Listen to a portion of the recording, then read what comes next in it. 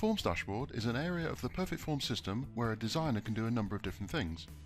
During this tutorial, we will provide an overview of the options, many of which will be covered in more detail in other tutorials. A designer may create new forms or reopen existing forms to make modifications. Recently modified forms will be displayed in the Recent Edits box, and favourite forms displayed in the Favourites box. To add forms to or remove forms from your Favourites box, click the Add or Remove buttons under the box. To find all forms, drill down in the Edit Forms section in the left-hand panel and into the Private or Shared Forms folders.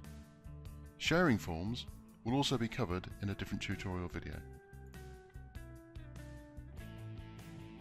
If a form has a further drill down option, indicated by an arrowhead, there are existing instances of that form which will be categorized as open or closed depending on where the instance is in the form's workflow stage.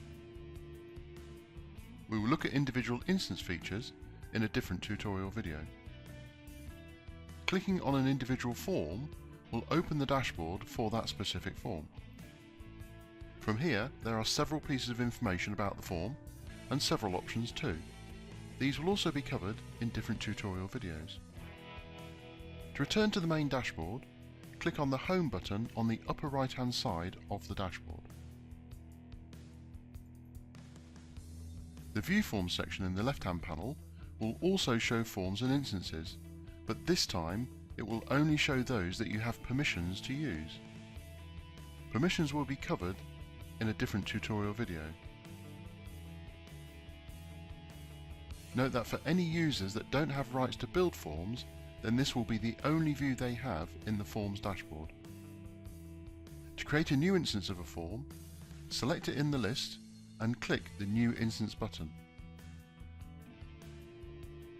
If a form in this list also has a further drill down option, it indicates that you have been granted access to instances of the form by virtue of having received a notification as a user in that instance.